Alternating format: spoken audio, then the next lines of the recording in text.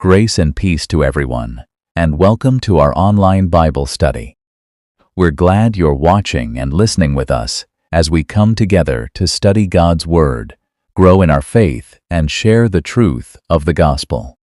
Our desire is to sow the Word of God into hearts, to encourage and strengthen believers, while also reaching those who do not yet know Jesus Christ and pointing them toward a personal relationship with Him.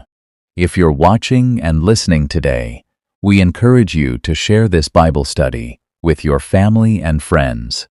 You never know how God may use your simple share to reach someone who needs to hear His Word.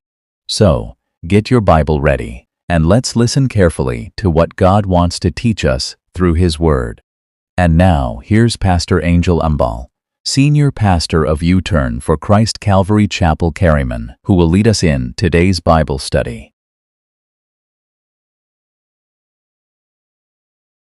All right, praise the Lord. We'll proceed to the Word of God tonight. So let us prepare our hearts and focus our minds on the Lord as we um, dive into the Word of God. Again, we welcome you to our online Bible study.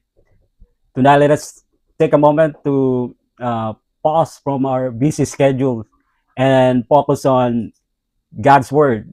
So grab your Bible, prepare your hearts, and join us as we learn together from God's Word. So at this time, let us humble our hearts in the presence of the Lord as we listen to the Word of God. Tonight we will do book study. We will go through the book of Ephesians uh, as usual. Same that we do in our church. We go chapter by chapter and verse by verse. And tonight I will bring you to the book of Ephesians. So I will share just a couple of verses tonight. Just 3 verses. And we will talk about the blessings we have in Christ. So, of course, we will start in chapter 1 and we will just look at 3 verses in chapter 1, verses 1 to 3. Let me put it on the screen and read it to you. And if you have your Bible, that's better. That's awesome. Follow me if you have your Bible in your hands. Read with me in Ephesians. Turn your Bible in Ephesians chapter 1 verses 1 to 3. So let me put it on the screen and read it to you. Ephesians chapter 1 verses 1 to 3. So just 3 verses tonight. And I pray that you will bless tonight as we look at the Word of God. So verse 1, Paul says, he wrote this letter to the book of to the Ephesians, to the believers in Ephesus.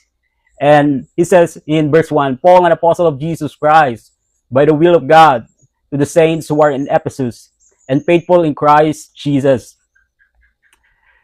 Grace to you and peace from God our Father and the Lord Jesus Christ. Blessed be the God and Father of our Lord Jesus Christ, who has blessed us with every spiritual blessing in the heavenly places in Christ.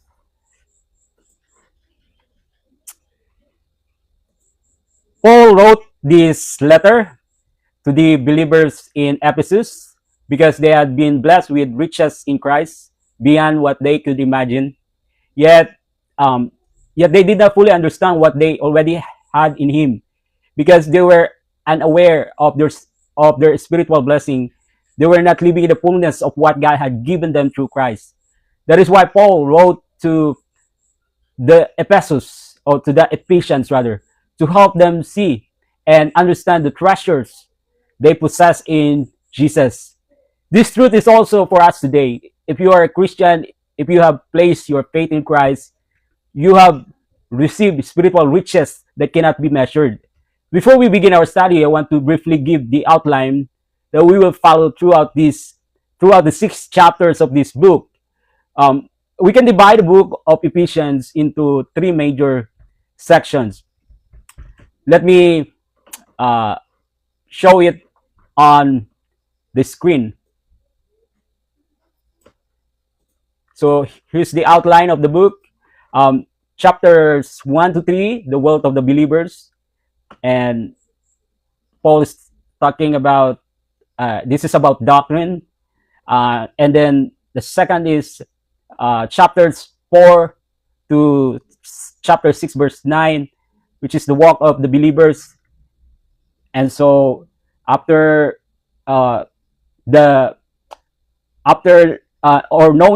knowing this, it is now time to apply. The second is application, the duty, if you will. So this is how the believers should live. And then thirdly, chapter 6 to chapter 6, verses 10 to 24, Paul talks about the warfare of the believers. So we saw I show you the outline that we would follow in this book, 3 major parts. So in this section, Paul teaches how we should, the first is about the wealth of the believers, chapters 1 to 3. In this section, Paul reveals the great spiritual blessing and privileges that we have in Christ. He teaches us about our position in Christ and the incredible riches that God has given to those who belong to Him. And about the second part, chapters 4 to chapter 6, verse 9, Paul talks about the walk of the believers. In this section, Paul teaches how we should live because of what Christ has done for us. He moves us from truth to action, from doctrine to daily living. As followers of Christ, we are called to walk in unity with one another, in purity of life, in harmony in our relationships, in victory through Christ.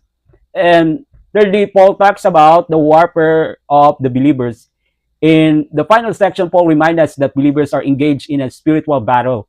We must recognize the enemy's schemes, depend on God's strength, and stand firm by putting on the full armor of God. In summary, Ephesians teaches us 3 important truths: what we have in Christ, how we should live for Christ, and how we can stand for Christ. This letter answers an important question: what does it mean to be in Christ? We will discover this answer as we study this tonight. The book of Ephesians is one of Paul's epistles, also known as Pauline epistle. Paul wrote this letter during his first imprisonment around AD 61. In the book of Acts, we are told that Paul was imprisoned in Rome. Even while he was in prison, Paul did not waste the opportunity to encourage and teach God's people. From his imprisonment, he wrote this letter and sent it to the believers in Ephesus. Now, in verses 1 to 3, we will see 2 important things. First, I want you to notice the opening greeting. The opening greeting. So, let me read to you verses 1 to 3. And it says, verses 1 and 2, it says, Paul, an apostle of Jesus Christ, by the will of God, to the saints who are in Ephesus and faithful in Christ Jesus. Grace to you and peace from God our Father and the Lord Jesus Christ. So, first, let us look at who wrote this letter. I know I already said it. I said it already. The author of the letter, but let's look at the verse. Let's go back in verse 1, so that we would see it directly or in the scripture in our passage.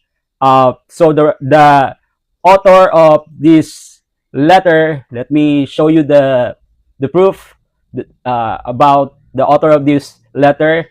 The author of the letter is Apostle Paul. It says in verse 1, Paul, an apostle of Jesus Christ, by the will of God. Before his conversion, he hated Christ. He hated Christ and his followers. He persecuted Christians, had them imprisoned, and approved their persecution. One day, Saul received permission from the high priest to go to Damascus to arrest Christians. But while he was on the way to Damascus, his life began to change when Jesus appeared to him and it spoke to him. Let me read, show it to you on the screen. Acts chapter 9, verses 3 to 5. As he journeyed, he came near Damascus, and suddenly a light shone around him from heaven. Then he fell to the ground and heard a voice saying to him, Saul, Saul, why are you persecuting me? Then he said, Who are you, Lord? Then the Lord said, I am Jesus, whom you are persecuting. It is hard for you to kick against the goods. So after this, Paul became unable to see, and he was led by the hand into Damascus. The Lord instructed him to go to Ananias, a follower of Christ. Ananias laid his hands on Paul, and Paul received his sight again. After his conversion, Paul was called by God to be an apostle to the Gentiles. His name was changed from Saul to Paul. He was from the tribe of Benjamin, and it is possible that he was named after the king of Israel, Saul, who was also from the tribe of Benjamin. King Saul was known as a tall and handsome man, but his life ended in failure because he disobeyed God's commands. Paul, on the other hand, was not known for his appearance. We do not know exactly what Paul looked like. But some historical description mentioned that he was a small man. Yet God chose and used him for his purpose. As 1 Corinthians chapter 1 verse 27 says, God has chosen the foolish things of the world to put to shame the wise. God completely changed Paul's life. The man who once persecuted Christians became an apostle who preached Christ. In the book of Acts, we read about Paul's missionary journeys.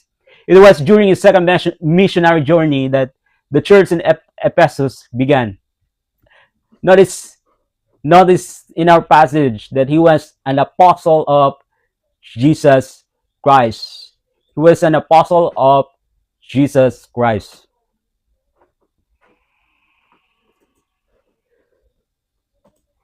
An apostle means one who is sent. Someone commissioned and sent by Jesus with a specific mission.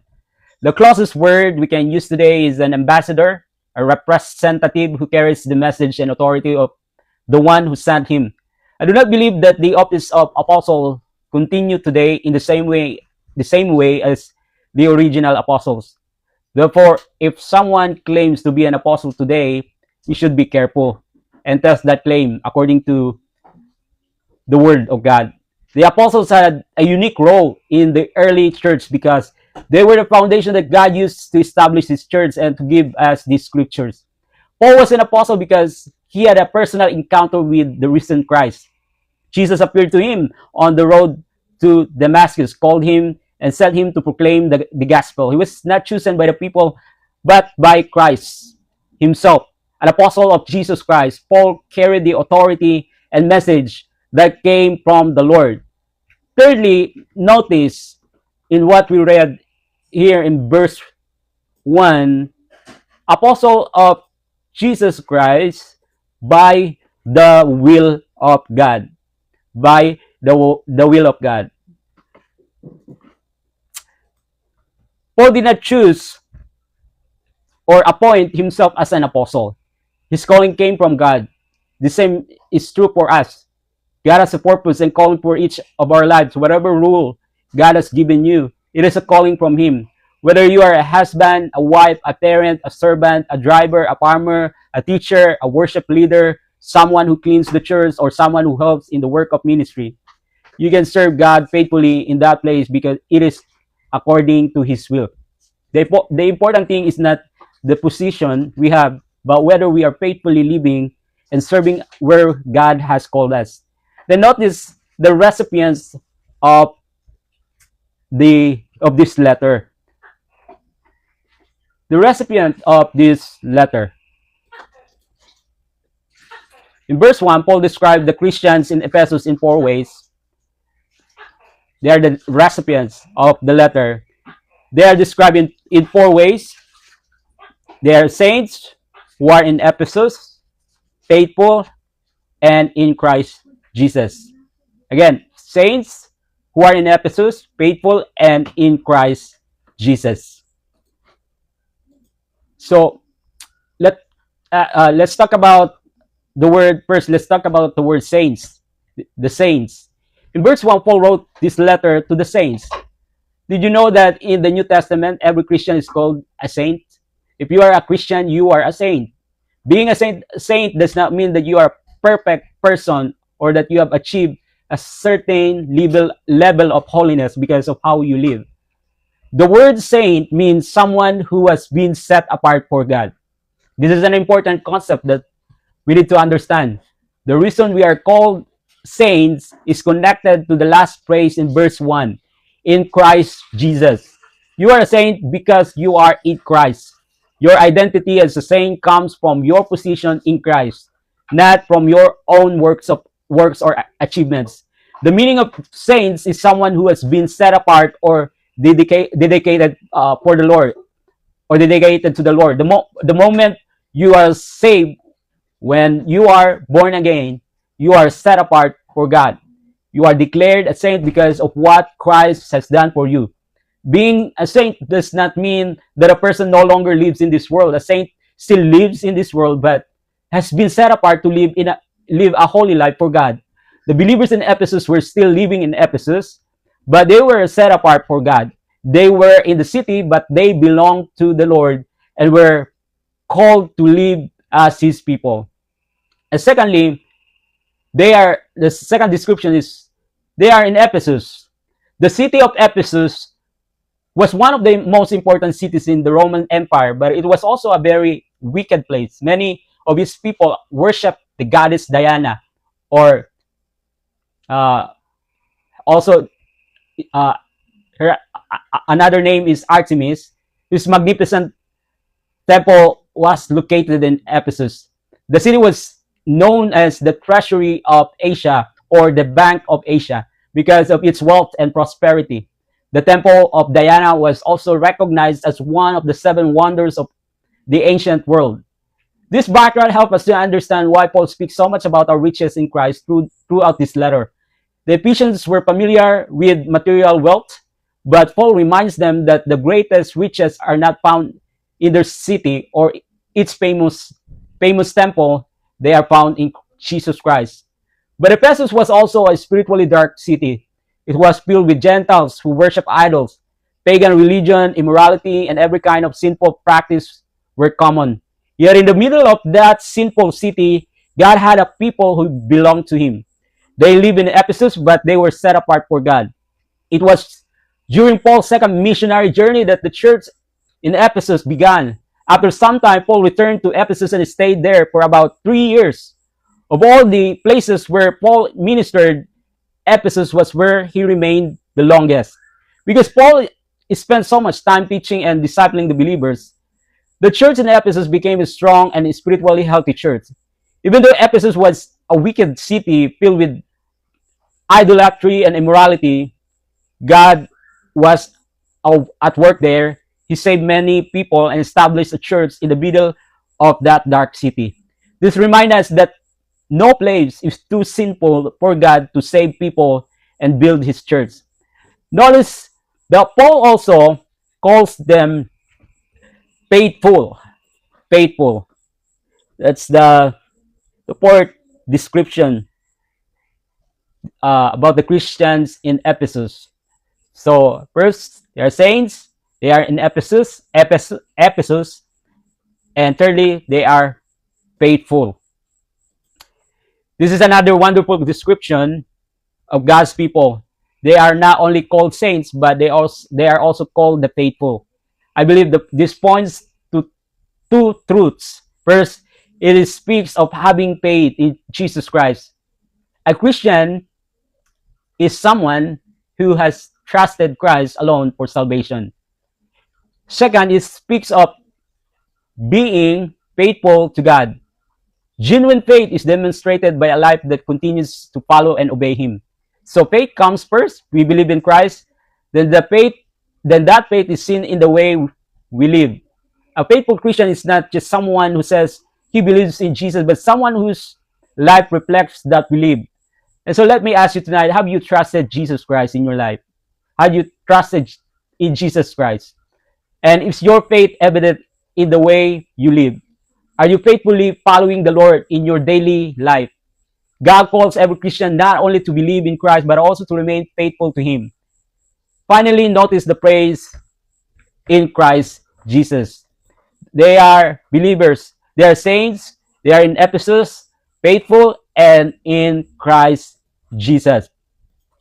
So this is Paul's favorite way of describing a Christian.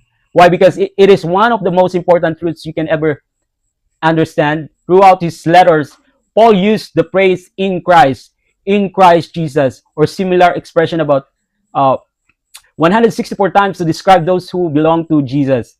Notice how often uh, Paul repeats this truth in Ephesians chapter 1.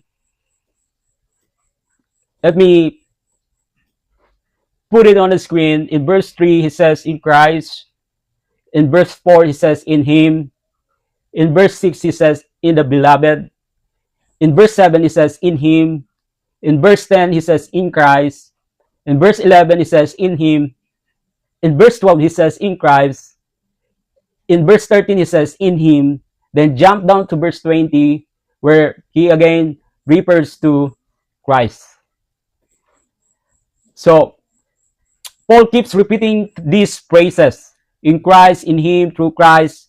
He wants us to understand that everything God has given us comes because we are united with Jesus Christ. Our salvation, our identity, our blessings, and our hope are all found in Christ. Now, with that in mind, I want you to note this, the third point in verse 2.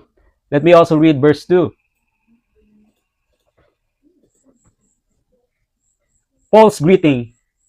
And he says, grace to you and peace from God our Father and the Lord Jesus Christ. So, this is more than just Paul's greeting. In this verse, Paul is also praying that the believers would experience grace and peace. The word grace comes from the Greek word charis, which speaks of God's unmerited favor and kindness. The word peace reflects the Hebrew greeting shalom, which means wholeness, well-being, and peace with God. Paul brings these two greetings together, one from the Greek culture and one from the Hebrew culture. He joins grace and peace to remind believers that in Christ, both Jews and Gentiles are one. More importantly, he reminds them that the Christian's life begins with God's grace and results in God's peace. Now, let's talk about this word, this first greeting, the word grace. By the way, these two words, grace and peace, introduce one of the main themes of the book of Ephesians. We have been saved by God's grace, and through Jesus Christ, God has brought peace between Jews and Gentiles. It is interesting that Paul uses both a Greek greeting, grace, and a Hebrew greeting, peace. This is fitting because one of the central messages of Ephesians is that God has broken down the barrier between Jews and Gentiles and made them one in Christ. Together they now form the body of, they are one in the one body in Christ with Jesus as the head. Paul is emphasizing the unity that all believers have in Christ. Everything we have comes because of God's grace. Everything we have received, it is because of God's grace. Our salvation is by grace, not by our works, by our own efforts. That is why Paul later says in Ephesians chapter 2 verse 8, for by grace you have been saved through faith. It is no surprise then that Paul begins his letter with grace. We are saved by God's grace, and because of Christ, we now have peace with God and peace with one another. Now, second thing, let's talk about the word peace. Let's turn to Ephesians chapter 2, verse 14. And it says, "For he himself is our peace, who has made but one and has broken down the middle wall of separation." In this passage, Paul is speaking about Jews and Gentiles being brought together as one in Christ. God saved us by His grace, and through Jesus Christ, He gave us peace by removing the barrier that separated us and making us one people. This is why Paul opens his letter with the words grace and peace. These are not just greetings, they are blessings that come from God our Father and the Lord Jesus Christ. What an amazing privilege that God is now our Father, and through Christ we have become His children. Notice something else in verse 2. Paul says that both God the Father and the Lord Jesus Christ are the source of grace and peace. Paul places Jesus alongside the Father because both equally give this divine blessing. This is another saying to or testimony to the deity of Christ. Jesus is equal with the Father and is the source of the grace and peace that every believer enjoys. Grace and peace are not only the blessings that brought us salvation, they are also the blessing that sustain us every day. God not only saves us by His grace and makes us one in Christ, but He also continues to pour out His grace and peace as we live for Him. When we go through trials, face sufferings, experience hardship, God does not abandon us. He gives us the grace to keep going and the peace to trust Him even when life is difficult. That is why we need God's grace and peace every day. We cannot live the Christian life in our own strength. We need His grace to strengthen us and His peace to calm our hearts. No matter what you are facing today, remember this: God's grace is sufficient for you, and His peace is available to you through Jesus Christ. Now let us move to the second major point of our study found in verse 3, the blessings of the believers. Let me read verse 3. Blessed be the God and the Father of our Lord Jesus Christ, who has blessed us with every spiritual blessing in the heavenly places in Christ. Before Paul talks about our blessings, he first praises the one who gives them, the source of our blessings. All praise belongs to God because every blessing we have received comes from God, comes from Him. Notice the words has blessed us. Paul uses the past tense. Past tense. This means that if you are in Christ, God has already blessed you. These blessings are not something we are still waiting to receive. They already belong to us because we are in Christ. This is one of the major themes of Ephesians. Paul wants us to understand the spiritual riches and blessings that are already ours in Christ. The more we understand what God has given us, the more we will worship Him and live for Him. Now, I want you to notice three truths about the blessings we have in Christ. The first thing we see in verse 3 is the source of our blessings. The source of our blessings. Let me go back in verse 3, and it says, the God and Father of our Lord Jesus Christ. The first truth we see here in verse 3 is that God is the source of all our blessing. This is where Paul begins with God. He begins with God. That is a good place to start. One of the problems in many churches today is that people have become the center of attention. Many want to hear messages about how to become rich, successful, businessman, or being fulfilled. The focus is often on ourselves. But notice Paul's focus. His attention is not on people. It is on God. Before Paul speaks about the blessings, he points us to the one who gives them. As a church, our focus must always be God. He must be the priority of our minds, our hearts, and our lives. Paul says that God is the source of every blessing. The moment you were born into God's family, you became spiritually rich because God became your father. And if God is your father, then you belong to the one who possesses all things. What a wonderful privilege to be a child of God. The moment you were saved, you were born into the family of God. As his child, you also became an heir of God. God brought you into his family so that you could share in the blessing that are yours in Christ. You do not have to earn your place in his family or work for these blessings. They belong to you because you belong to him. But never forget where this blessing came from. Every blessing has its source. Uh, every, all blessings comes from God. In fact, James chapter 1 verse 17 says, every good gift and every perfect gift is from above and comes down from the Father of lights, with whom there is no variation or shadow of turning.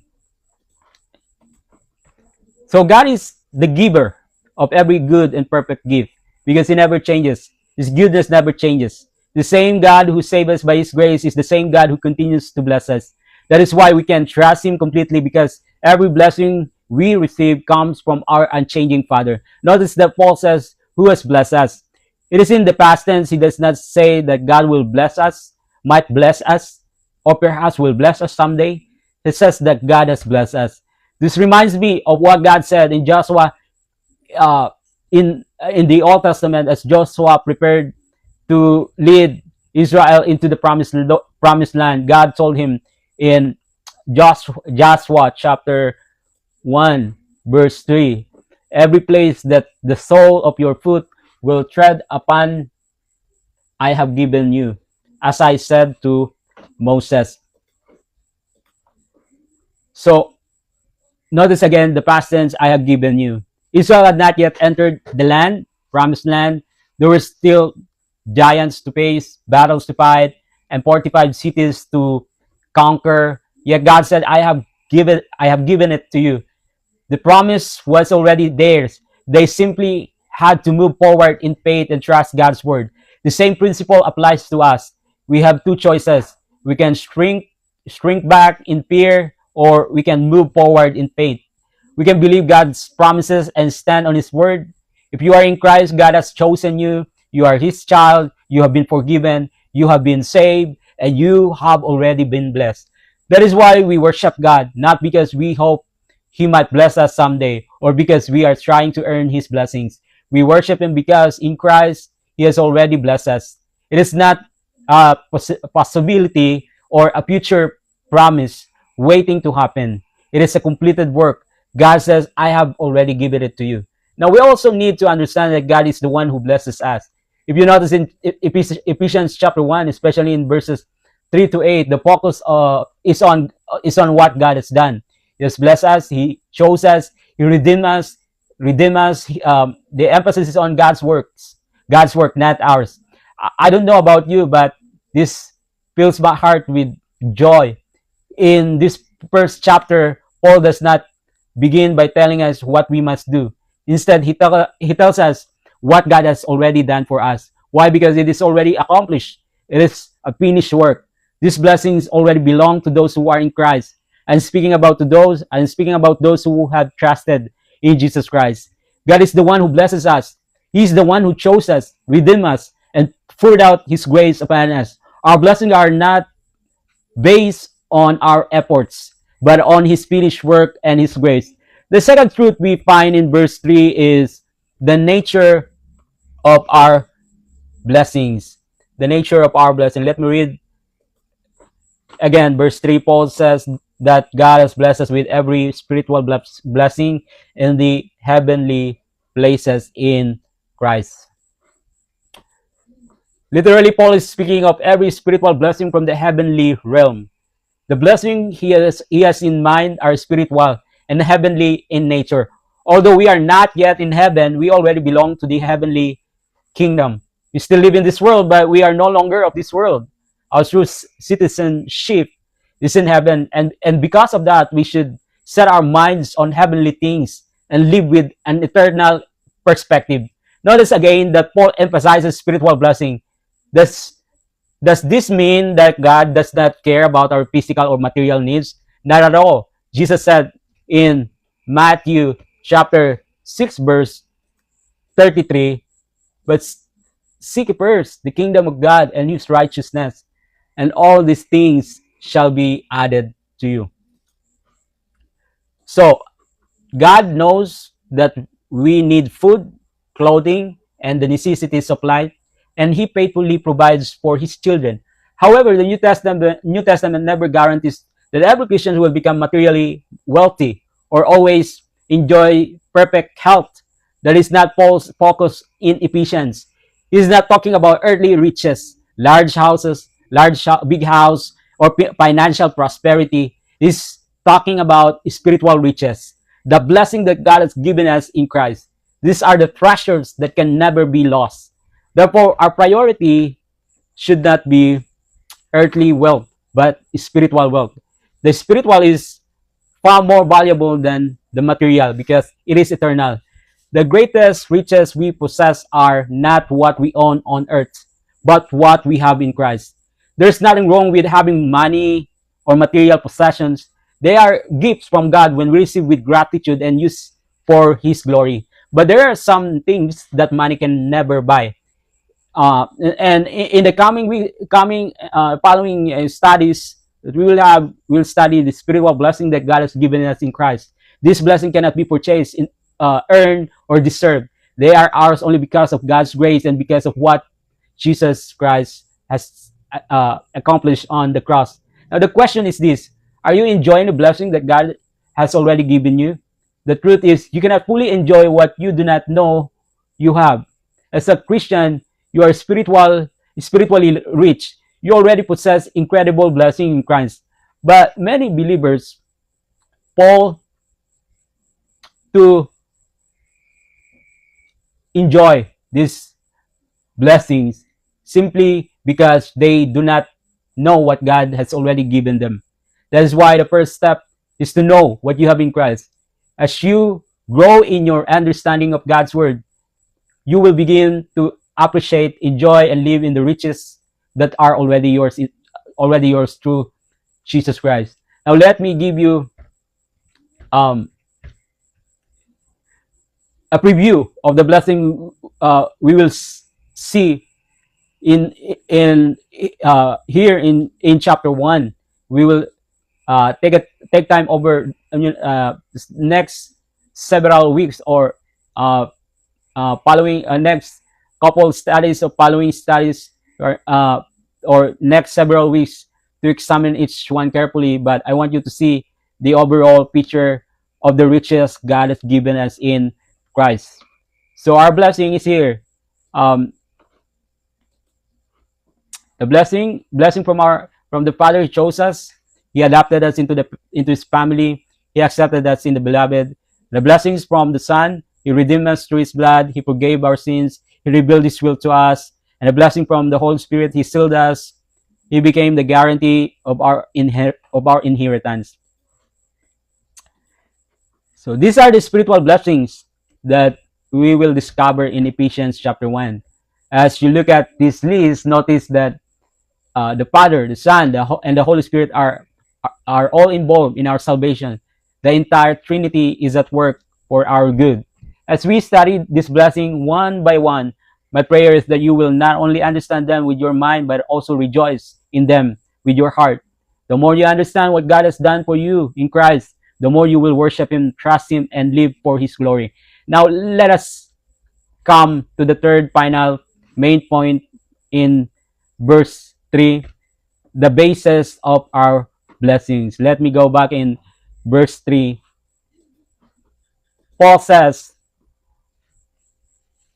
notice how Paul ends verse 3, with every spiritual blessing in the heavenly places in Christ. So, why do we have every spiritual blessings?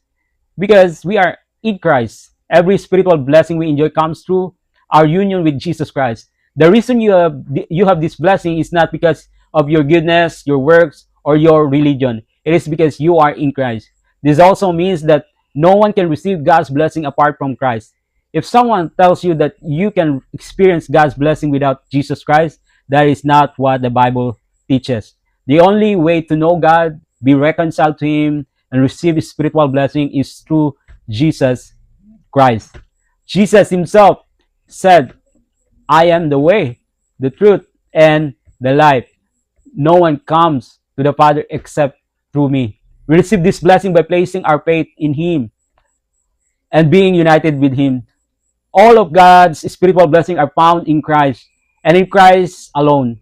Outside of Christ, there's no salvation and no spiritual riches. But if you are in Christ, every spiritual blessing already belongs to you. This leads us to an important question. What does it mean to be in Christ? What does it mean to be in Christ? Let me illustrate what it means to be in Christ.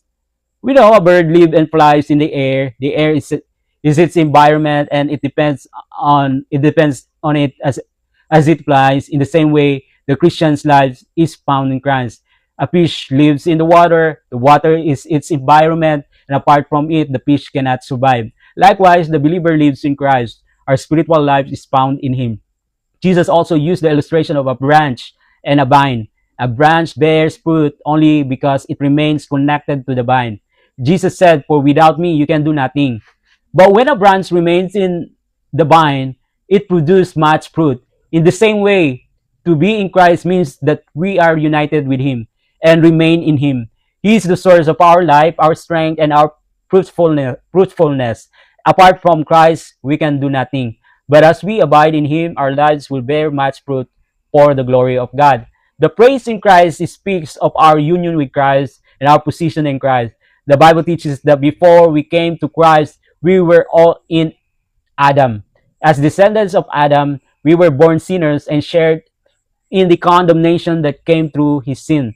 But the moment we trusted in Christ and we were born again, our position changed. We were no longer in Adam. We become in Christ. In the scripture, all of humanity is represented by two men.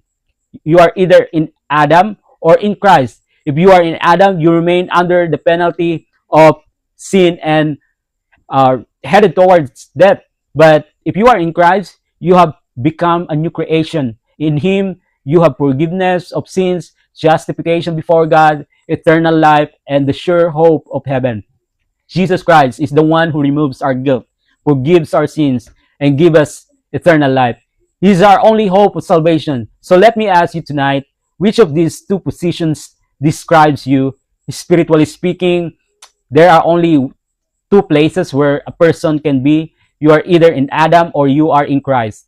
Those who are in Adam remain under God's judgment because of sin. But those who are in Christ have this wonderful promise. In Romans chapter 8, verse 1, it says, "There's therefore now no condemnation to those who are in Christ Jesus." We see that again. We see that phrase again. In Christ Jesus. In Christ Jesus. So, now, let's briefly turn to Ephesians chapter 2, verse 12. And it says, that at that time you were without Christ, being aliens from the commonwealth of Israel, and strangers from the covenants of promise, having no hope and without God in the world. So, if you are not in Christ, then you are without God. And in verse 13, Ephesians chapter 2, verse 13, it says, "But now in Christ Jesus, you who once were far off have been brought near by the blood of Christ." So everything in this passage points to Jesus Christ. Before we were in Christ, we were separated from Him without hope and without God. But through the blood of Christ, we have been brought near. So let me close by asking this important question. How can you be in Christ? How can you be in Christ? Is it through baptism, by participating in the church sacraments, by attending church, or by trying to be a good person? No. The Bible points us to three simple truths. You must recognize that you are a sinner. You were born in Adam, and because of sin, you stand under God's judgment. Romans 6:23 says, "For the wages of sin is death." And so you must repent of your sins. Turn away from your sinful life and turn to God with a willing heart. You must receive Jesus Christ as your Lord and Savior. Place your faith in Him alone, because only He can forgive your sins and give you eternal life. This is how a person comes to be in Christ and receive every spiritual blessing that God has promised.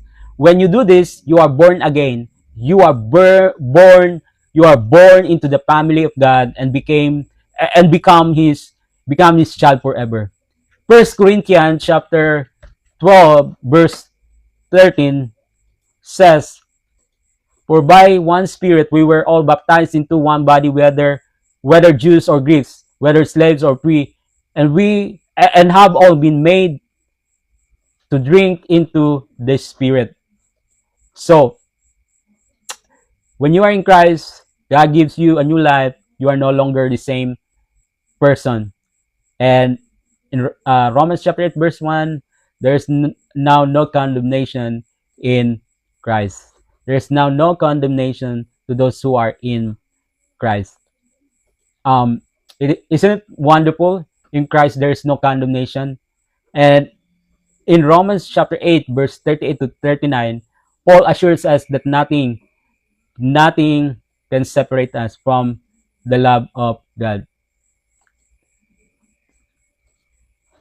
Nothing, neither death, nor life, nor angels, nor principalities, nor powers, nor things present, nor things to come, nor height, nor depth, nor any other created thing shall be able to separate us from the love of God, which is in Christ Jesus our Lord.